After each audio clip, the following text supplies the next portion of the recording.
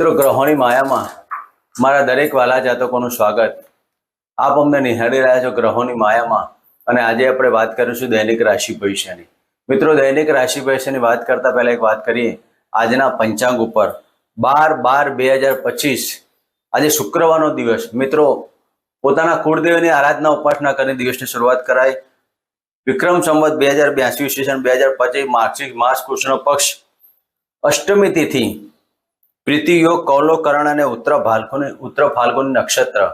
આજના સૂર્યદેવ 7:03 સૂર્યનો ઉદય 5:25. ચંદ્રમા આજે સિંહ રાશિમાં પરિભ્રમણ કરશે.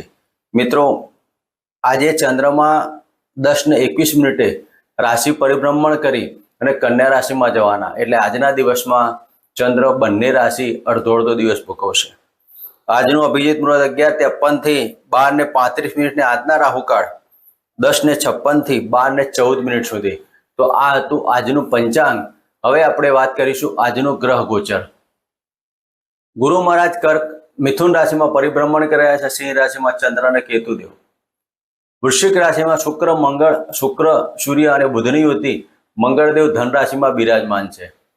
રાહુદેવ કુંભ રાશિમાં, શનિ મહારાજ મીન રાશિમાં યથાવત પરિભ્રમણ કરી રહ્યા છે. મિત્રો, આ હતું આજનું ગ્રહ ગોચર. હવે આપણે વાત કરીશું આજની દૈનિક રાશિ ભવિષ્યમાં. પ્રથમ રાશિ મેષ રાશિ. મેષ રાશિના જાતકોને પંચમ સ્થાને પરિભ્રમણ કરતા ચંદ્રદેવ. મિત્રો, આજના દિવસમાં પ્રેમી યુગલ અને સરસ મજાનો દિવસ બની શકે. ઘણા સમયથી તમે પ્રેમની અંદર ચિંતામાં હતા, તે આજે સોલ્યુશન આવવાથી તમારો સમયગાળો આનંદિત બને. આજે શેર સટ્ટા લોટરીમાં આકસ્મિક ધનલાભ થવાનો યોગ છે, પણ એ યોગને તમે લોભમાં કે લાલચમાં ના લઈ જતા. એક તક મળે તો ત્યાં આગળ તમે સાયલેન્ટ થજો. અતિ લોભ તે પાપનું મૂળ, એવું ના થાય તેની કાળજી લેવાની. મેષ રાશિના જાતકોએ આજે મનની અંદર ક્રોધ કંટ્રોલ રાખવાથી આનંદિત દિવસ રહેશે. આજે નાણાકીય બાબતોમાં સફળતા પ્રાપ્ત થશે. દરેક કાર્યોમાં વાણી ઉપર સંયમ રાખીને દિવસ પસાર કરવો. તો મેષ રાશિના જાતકોએ આજે હનુમાન ચાલીસાના 3 પાઠ કરી દુર્ગા માતાના મંદિરે ગુલાબનું પુષ્પ અર્પણ કરવું. મિત્રો, વાત કરીશું વૃષભ રાશિની. વૃષભ રાશિના જાતકોને ચતુર્થ સ્થાને પરિભ્રમણ કરતા ચંદ્રદેવ. મિત્રો, તમારા માતાની તબિયતમાં કે મકાન સુખ વાહન સુખની બાબતોમાં જે ચિંતા હતી, ધીરે ધીરે હવે સરળતાવાળી બનતી જશે. માતાની તબિયતમાં સુધારા થાય, મકાન સુખ વાહન સુખની બાબતોમાં મીટિંગ ચાલતી હોય આજે પૂર્ણ થવાથી મનમાં આનંદિત બાબતો બને. તમારા દરેક પરાક્રમમાં સાહસમાં સિદ્ધિ પ્રાપ્ત રહેલી છે. ભાગ્યની ઉન્નતિ થાય અને આજે આકસ્મિક ધનલાભના યોગ પણ બની શકે છે. તો આજના દિવસમાં વૃષભ રાશિના જાતકોએ પોતાના કુળદેવીને ઘીનો દીપક સળગાવી અને ઓમ કુલદેવતા ભ્યો નમઃના મંત્ર કરવા. મિત્રો, વાત કરીશું મિથુન રાશિની. મિથુન રાશિના જાતકોને ત્રીજા સ્થાને પરિભ્રમણ કરતા ચંદ્રદેવ. મિત્રો, મિથુન રાશિના જાતકોને આ સમય દરમિયાન નાણાકીય બેલેન્સ બનાવવાનો છે. ઘણા સમયથી નાણાકીય પ્રશ્નો ઉપસ્થિત હોય તો આ સમય દરમિયાન તમારા નાણાકીય બેલેન્સ, આકસ્મિક ધનલાભના યોગ પણ બની શકે. ઘણા સમયથી તમારા જમીન દલાલના કાર્યોમાં વિલંબિત કાર્યો હોય તો આજે સફળતા થવાથી કાર્ય સફળતા બને. જે લોકોને વાણીના ધંધામાં તકલીફ હોતી તેને સફળતા મળવાથી દિવસમાં આનંદ અને ઉત્સાહનું વાતાવરણ બની જશે. તો મિથુન રાશિના જાતકોએ તુલસીના ક્યારામાં તેલનો દીપક સળગાવી ઓમ નમઃ ભગવતે વાસુદેવના મંત્ર કરવા. મિત્રો, વાત કરીશું કર્ક રાશિની. કર્ક રાશિના જાતકોને ધનસ્થાને પરિભ્રમણ કરતા ચંદ્રદેવ. આજે કર્ક રાશિના જાતકોને વાણી ઉપર થોડોક સંયમ રાખવાનો. આકસ્મિક મુસાફરીની બાબતો ગણી શકાય. ક્યાંક જવાનું થાય, કૌટુંબિક બાબતોમાં કે સંબંધોના કારણે ક્યાંક આકસ્મિક મુલાકાત બનવાની બાબતો બની શકે છે. આજે તમારા સાસરી પક્ષની અંદર કોઈક ઘટના બનવાથી દોડધામ વધી જાય અને આજના દિવસમાં આવી કંઈક બાબતો, નાણાકીય ખર્ચ અને દોડધામ વ્યર્થ ભ્રમણ ના થાય તેની કાળજી લેવી. તો આજના દિવસમાં કર્ક રાશિના જાતકોએ, જે જાતકો પ્રાઇવેટ ક્ષેત્રમાં નોકરી કરતા તેને ટેલિફોનિક અથવા તાર ટપાલની બાબતોમાં આજે સારા સમાચાર આવવાથી અને નોકરી નવા મળવાથી દિવસ આનંદિત બની રહે. કર્ક રાશિના જાતકોએ શિવજીના મંદિરમાં ઓમ નમઃ શિવાયના મંત્ર કરીને જળ અર્પણ કરવું. મિત્રો વાત કરીશું સિંહ રાશિના જાતકોને લગ્નમાંથી પરિભ્રમણ કરતા ચંદ્રદેવ. આ સમય દરમિયાન તમારા વિદેશીય સંબંધોમાં સફળતા પ્રાપ્ત થશે. કાર્યમાં સફળતા થાય. પતિ પત્નીના સંબંધોમાં આનંદિત વાતાવરણ, પેટને લગતા રોગોમાં સફળતા પ્રાપ્ત થાય. ઘણા સમયથી તમે થાઇરોઇડ, ડાયાબિટીસથી પીડાતા હોય તેમાં રોગ મુક્તિ મળવાથી મનમાં આનંદ અને ઉત્સાહની બાબતો બની રહે. સાથે સાથે વ્હીલ વારસો પ્રોપર્ટીના કાર્યો કરવા હોય તો સમય દરમિયાન કરી શકાય. બેંક બેલેન્સમાં વધારો થવાથી મનમાં આનંદિત અને દરેક કાર્યો સફળતા વાળા. મિત્રો આ સમય દરમિયાન સિંહ રાશિના જાતકોએ કુળદેવીના મંદિરે જઈ ગુલાબનું પુષ્પ અને કુમકુમ અર્પણ કરી ઓમ નમઃ કુલદેવતાભ્યો નમઃ, ઓમ નમઃ કુલદેવતાભ્યો નમઃ કરી અને આ ગુલાબનું પુષ્પ અર્પણ કરું. મિત્રો વાત કરીશું કન્યા રાશિના જાતકોને 12મા સ્થાને પરિભ્રમણ કરતા ચંદ્રદેવ.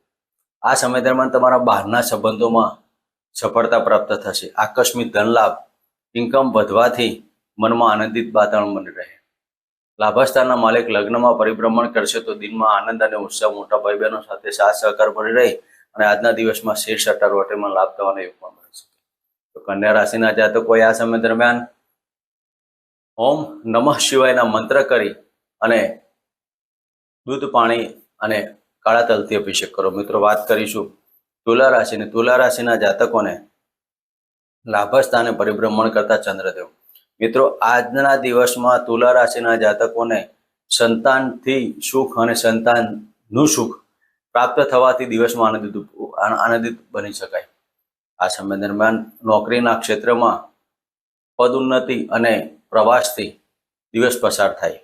ઉપલા અધિકારીઓનો સાથ ને સહકાર મળે અને આ સમય દરમિયાન નાની મોટી બાબતોમાં જે તકલીફો હતી તે સોલ્યુશન થવા દિવસમાં આનંદિત વાતાવરણ બની રહે.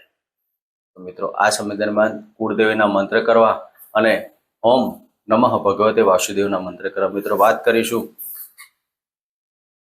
વૃશ્ચિક રાશિના જાતકોને 10મ સ્થાને પરિભ્રમણ કરતા ચંદ્રદેવ. મિત્રો જે જાતકો પિતાના પ્રોપર્ટીનો ધનલાભ લઈ અને ભાગ્ય ઉન્નતિ કરવા માંગતા હોય તેવા જાતકોનો આજનો દિવસ સરળતાવાળો બની શકે. રાજકીય ક્ષેત્રે માન, સન્માન, પ્રતિષ્ઠાની બાબતો પણ ગણી શકાય. તો આજના દિવસમાં આ પ્રકારના કાર્યો, માતા પિતાની તબિયતમાં સુધારા થવાથી દરેક પ્રકારની આનંદિત વાતાવરણ હોય. તો મિત્રો આ સમય દરમિયાન તમારા માતાના ચરણ સ્પર્શ કરી દિવસની શરૂઆત કરી અને માતાને જોઈતી વસ્તુ ખવડાવી અને આનંદિત અને આશીર્વાદ મેળવવા. મિત્રો આ વાત કરીશું ધન રાશિના જાતકોને ભાગ્યસ્થાને પરિભ્રમણ કરતા ચંદ્રદેવ. મિત્રો આજના દિવસમાં આકસ્મિક ભાગ્યની ઉન્નતિની બાબતો કહી શકાય. સાથે સાથે વ્હીલ વારસો પ્રોપર્ટી, જમીન દલાલના કાર્યોમાં સફળતા થવાથી દિવસમાં આનંદિત બની રહે. ધન રાશિના જાતકોએ પેટને લગતા પ્રોબ્લેમમાં સોલ્યુશન આવવાથી મનમાં આનંદ અને ઉત્સાહનું વાતાવરણ બની જશે. તો આ સમય દરમિયાન દરેક કાર્યોમાં સફળતા પ્રાપ્ત કરી શકાય અને મન ઉપર ગુસ્સો નહીં લાવવો, ક્રોધથી કંટ્રોલ રાખજો. ક્રોધ કર્યો તો સ્વભાવમાં ક્રોધ આવવાથી બીપી હાઈ અને લો થવાના ચાન્સ પણ ગણી શકાય. તો ધન રાશિના જાતકોએ ઓમ ગમ ગણપતે નમઃ અને ઓમ નમઃ શિવાયના મંત્ર કરવા. મિત્રો વાત કરીશું મકર રાશિના જાતકોને 8મ સ્થાને પરિભ્રમણ કરતા ચંદ્રદેવ. મિત્રો 8મ સ્થાને ચંદ્રદેવનું પરિભ્રમણ, આજનો દિવસ આકસ્મિક ધન લાભ, ગુપ્ત મંત્ર અને ગુપ્ત સાધનાથી તમારા દરેક કાર્યો સફળતાવાળા પ્રાપ્ત થશે. ઘણા સમયથી તમારી ગુપ્ત બાબતો પડેલી હોય તે આજે તમારી બહાર આવવાથી મનમાં આનંદ અને ઉત્સાહ બની રહેશે. આકસ્મિક ધન લાભ, ઘણા સમયથી તમારી પ્રોપર્ટીનો લાભ ના મળ્યો તો આ સમય દરમિયાન તમને લાભ મળવાનો એક પણ ગણી શકાય. માટે તેના માટે તમારે હોમ રાહવે નમઃના મંત્ર કરો, પિતૃદેવના આશીર્વાદ લેવા. ઓમ પિતૃદેવતાભ્યો નમઃ.